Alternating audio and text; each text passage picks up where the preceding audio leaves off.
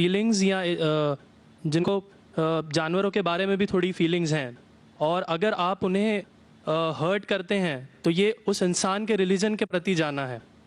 تو میرا یہ ماننا ہے کہ بھگوان کچھ نہیں ہے، صرف ایک یونیورسل بردرہڈ کا مادھیم ہے تاکہ ایک بھگوان کو ہم پوجیں یا عبادت کریں اور اس کے تھرو ہم یونائٹ ہو جائیں. تو میرا سوال یہ ہے کہ ہم ہمیشہ بھگوان کو اس طرح تولتے ہیں کہ اسے انسان کی طرح فیلنگز ہیں، وہ ہمیں سزا دیتا ہے، ہمیں ریوارڈ کرتا ہے، پر ہمارے علاوہ اس یونیورس میں اس ورڈ پہ سٹریس کروں گا، یونیورس میں جانور بھی ہیں جن کا کام اس بھگوان کے بنا چل رہا ہے، جن میں کوئی فیلنگز نہیں ہے، نہ وہ قرآن پڑھتے ہیں نہ بائبل پڑھتے ہیں. وہ بھی جیوت ہیں، ہم بھی جیوت ہیں. ہمیں ایک گمان ہو گیا ہے کہ ہم تھوڑے سمارٹ ہیں، پر وہ بھی اس سرشٹی کا حصہ ہیں. تو اس یونیورسل بردرہڈ میں ان کے پرتی ہماری بھاونائیں کے بارے میں کچھ ذکر ہو، اور میں جاننا چاہوں گا کہ کیا پینتھیزم اس کا ایک سولوشن نہیں ہے، کیونکہ اس میں ہم کسی ایک انڈیویجول کو ورشپ نہیں کرتے. جیسا کہ جوڈائزم میں کہا گیا کہ I am a jealous God, اور ایک جیلس ایک ایسا ایموشن نہیں ہے جسے ہم پوج سکیں میرے حساب سے. پر اگر ہم پینتھیزم کو ایک سولوشن مانیں تو یہ ایک ایسی چیز ہے جو ہمیشہ رہی ہے. پیڑ ہمیشہ رہے ہیں، یہ یونیورس ہمیشہ رہا ہے، اور جبکہ دھارنائیں ڈیفینیشنز بھگوان کی ہمیشہ بدلتی رہی ہیں. تو اگر ہم گاڈ کو کانسٹنٹ کے روپ میں دیکھنا چاہتے ہیں اور اسے ایک مادھیم بنانا چاہتے ہیں آپسی بھائی چارے کا، عالمی بھائی چارے کا، تو کیا پینتھیزم اس کا ایک سولوشن نہیں ہے؟ بھائی صاحب نے سوال پوچھا کہ یونیورسل بردرہڈ ہم صرف انسانوں تک محدود رہ گئے ہیں، کیا جانور میں جان نہیں ہے؟ اور یہ بھگوان کو ہم نے خود بنایا تاکہ عالمی بھائی چارہ رہے، لیکن کیا پینتھیزم اس کا سلوشن نہیں ہے کہ بھگوان کو ہم دوسرے روپ میں دیکھیں؟ بھائی صاحب کا اچھا سوال ہے. سوال کے دو حصے ہیں. پہلا ایک حصہ ہے کہ یونیورسل بردرہڈ صرف محدود انسانوں تک کیوں، جانور پیڑ پودوں کو کیوں نہیں لیا گیا؟ دوسرا سوال، کیا پینتھیزم اس کا سلوشن نہیں ہے؟ پہلے سوال کا جواب کہ یونیورسل بردرہڈ، عالمی بھائی چارہ کے اندر ہم باقی جیوت چیزوں کو کیوں نہیں لیتے؟ اگر لیں گے تو جینا ہی ممکن نہیں ہے. اگر ہم لیں گے باقی جیوت چیزوں کو، ہم عالمی بھائی چارے میں لیں گے تو آپ کو یہاں کھڑے رہنا بھی ممکن نہیں ہے 5 منٹ تک کے. کیوں؟ میں بولوں گا، کیونکہ میں ڈاکٹر ہوں. بھائی چارہ کا ایک اصول ہے کہ دوسرے بھائی کا قتل مت کرو. اصول ہے کہ نہیں؟ ٹھیک ہے. آپ سانس لے رہے، ابھی سانس لے رہے نا، آپ جب سانس لیتے لاکھوں جرمز کا قتل کر رہے ہیں. آپ کیسے بھائی، یہ لاکھوں لوگ کا قتل کر رہے جینے کے لیے، یہ کیسا بھائی چارہ ہے؟ تو اسی لیے بھائی چارے کا ڈیفینیشن ذرا ہم برابر طور سے سمجھ لیں، پھر ہم ڈسکس کریں. کیونکہ اگر آپ کہیں کہ ہر جیوت چیز میرے بھائی ہے تو آپ بھائی چارے کے خلاف. کوئی بھائی چارہ میں یہ نہیں ہے کہ دوسروں کا قتل کرو اپنے آپ کو زندہ رکھنے کے لیے. کبھی بھی اسلام میں یہ نہیں کہا گیا ہے کہ دوسروں کو دباؤ اپنے آپ کو اونچا کرنے کے لیے. اور میں اللہ کے رسول کی ایک مثال دوں گا آپ کو. اللہ کے رسول فرماتے ہیں، آپ جب دیکھتے ہیں ایک کھجور کا درخت، پام ٹری، وہ ایک مومن کی مثال ہے، مسلم کی مثال ہے، تو صحابہ سوچتے ہیں اس کا کیا مطلب؟ کیوں ایک کھجور کا درخت، پام ٹری کو مسلم کہہ رہے؟ سمجھ میں نہیں ان کو. آج ہم جانتے ہیں اس ٹائم اللہ کے رسول نے کہا کوئی بھی پیڑ پودے جب بھی بڑھتے اوپر، وہ کیا کرتے ہیں؟ آجو باجو پیڑ کو ہٹاتے ہیں، پھر ہی بڑھتے ہیں. نیچے جاتے ہیں، اپنے پودوں کو، روٹس کو ایکسپینڈ کرتے ہیں. اسی لیے آپ دیکھیں گے میونسپیلٹی کریکس کو توڑتی ہے، مضبوط کرے. کیوں؟ وہ پیڑ بڑھتا ہے تو کریک ہو جاتا ہے، پھر سے ٹائل لگاتے. جتنا پودا بڑھتا ہے، جتنا پیڑ بڑھتا ہے، اتنا آجو باجو نقصان کرتا ہے. ایک واحد درخت ہے پام ٹری، جو جتنا اونچا جاتا ہے دوسرے کو نقصان نہیں پہنچے، سیدھا جاتا ہے. باقی لوگ یہاں جاتے وہاں جاتے، اس کے گھر میں گھستے اس کے گھر میں گھستے. اوپر جاتے سیدھا، کسی کو تکلیف نہیں دیتے، نیچے بھی جاتے سیدھا، آجو باجو گھومتے نہیں. اگر آپ اپنے آپ کو بڑا بننے کے لیے دوسروں کو دبائیں گے، یہ مسلم نہیں. تو اگر میں مانوں آپ کی بات کو کہ ہر جیوت انسان کو بھائی چارہ کروں تو مجھے جینے کا حق ہی نہیں, کسی کو جینے کا حق نہیں ہے. لیکن اس کا مطلب یہ نہیں کہ ہم دوسرے جیوت لوگ کو تکلیف پہنچائیں جان بوجھ کے. اسی لیے اسلام میں جب محمد صلی اللہ علیہ وسلم پیغام دیے عرب دیشوں میں, عرب ممالک میں, تو لوگ نے کہا یہ کیسا انسان ہے. جب اللہ کے رسول نے کہا کہ اونٹ کے اوپر زیادہ وزن مت ڈالو, حرام ہے, گھوڑے کو زیادہ تکلیف مت دو, تو لوگ کہنے لگے یہ تو ابھی انسانوں کی حقوق کی بات کر رہا تھا, ابھی جانوروں کے حقوق کی بات کر رہا ہے.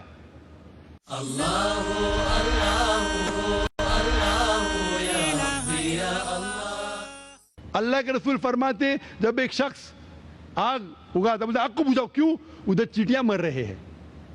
اس کا مطلب جان بوجھ کے کوئی بھی جیوت چیز کو مارنا حرام ہے, صرف انجانے میں اجازت ہے یا جس کی اجازت خدا نے آپ کو دی ہے, جس کی اجازت دی ہے خدا نے.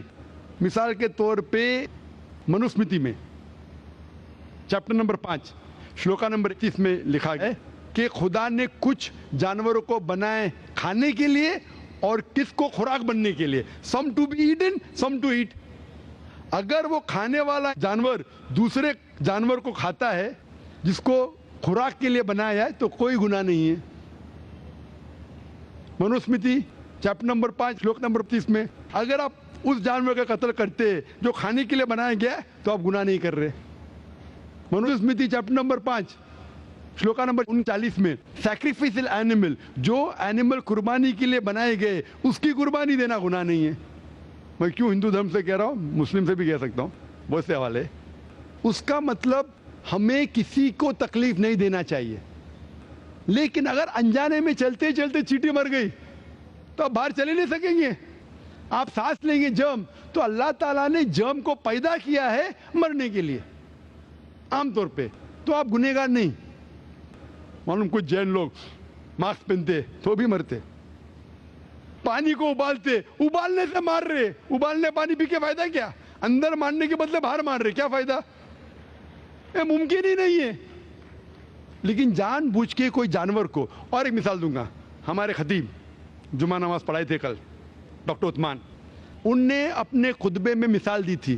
کیا ایک عورت تھی جو بہت بے حیا تھی, کیا کہیں گے, جو عام طور پہ لوگوں کی زینت تھی. میں لفظ اردو ذرا میری کمزور ہے, میں کسی کو ٹھیس نہیں پہنچانا چاہتا. انگلش میں کہیں گے ناٹ وتھ گڈ کیریکٹر, بازاری عورت. ذرا میں ایسے لفظ نہیں استعمال کرنا چاہتا کسی کو چوٹ پہنچے. تو بازاری عورت تھی جو بہت گناہ کرتی تھی, لیکن ایک وقت ایک کتے کو پانی پلایا تو اللہ کے رسول فرماتے صرف وہ ایک اچھے عمل کے وجہ سے خدا نے اسے جنت میں ڈالا. بازاری عورت غلط کام کرتی ہے, زنا کرتی ہے, ایک عمل کیا کی, ایک کتے کو پانی دی, انسان کو نہیں کتے کو, اور اللہ اسے جنت میں ڈالتا ہے. دوسری طرف ایک اچھی عورت, نیک عورت, لیکن ایک بلی کو بند کرتی ہے, چین کر کے رکھتی ہے, اس کی آزادی کو قید کرتی ہے, اللہ تعالیٰ اس کو جہنم میں ڈالتا ہے, نرک میں ڈالتا ہے. اسے کہتے جانوروں کے حقوق. مطلب جانوروں کے بھی حقوق اسلام میں ہیں. اللہ کے رسول فرماتے کہ چڑیا کی جان بھی مت لو بنا وجہ. چڑیا, اسپیرو, آپ پڑھیں گے قرآن میں اور حدیث میں کئی اس کے پر لیکچر. تو اس لیے ہم مانتے ہیں کہ جیوت چیز کا ہمیں احترام کرنا چاہیے, اس کے رول ریگولیشن ہے. بولیں گے سب جیوت چیز میرے بھائی ہے, نہیں بھائی, سب بھائی نہیں ہے. ابھی کچھ لوگ اتنا کرتے, کتے کے پیچھے ہر مہینے لاکھ روپیہ خرچہ کرتے. ارے غریب لوگ مر رہے, لاکھ روپے سے 10 گھر ہر مہینے لاکھ روپیہ اپنے پوڈل کے اوپر ڈالتے ہیں. لاکھ روپے سے کم از کم 10 گھر تو چلیں گے نا مہینے, 20 گھر چلیں گے بمبئی میں, ہاں کہ نہیں؟ وہ 20 گھر کو سنبھالو نا, ایک پوڈل کو سنبھال رہے. یہ کدھر کا اسلام ہے؟ ٹھیک ہے جانور کی قدر کرو, اتنا قدر مت کرو کہ اس کے ہاتھ میں چین ڈالو سونے کی, یہ کرو, یہ کھانا لے کے آؤ. کھانا لے کے آتے لاکھ روپے کا, آپ سمجھ رہے نا؟ تو اتنا مت اسراف کرو, इस्लाम के अंदर सिखाया गया है कि भाईचारा जो मैंने जिक्र किया, बट जानवरों को भी देखो और उसके साथ अच्छा बर्ताव करो, बिना वजह किसी जानवर का कत्ल मत करो। ये आपका सवाल था। आपका दूसरा सवाल इसके अंदर जवाब हो गया। आप कहते हैं कि पैंथियज्म, सबको खुदा मानना इसका जवाब है। उसका जवाब में कहा था, हमारे भाई जो अवतार सिंह थे ना, उसने कहा था पैंथियज्म, सब कुछ खुदा है, सब कुछ खुदा है। इससे क्या होता है कि सब कुछ खुदा है, मतलब अगर आप सबको खुदा मानते, चोर को भी खुदा मानते, डाकू को भी खुदा मानते, खुदा का मतलब उसका कहना मानना, बराबर कि नहीं, उसकी इज्जत करना, उसकी इबादत करना, वो जो कहता है उसकी बात मानना। तो आप अगर वो चोर को खुदा बोलेंगे, वो बोलेगा चोरी को, तो आप चोरी करना शुरू करेंगे। वो बलात्कार करने वाला कहेंगे आपसे, आप उसको खुदा बोलेंगे, चल मैं बलात्कार कर, आप करेंगे? करेंगे?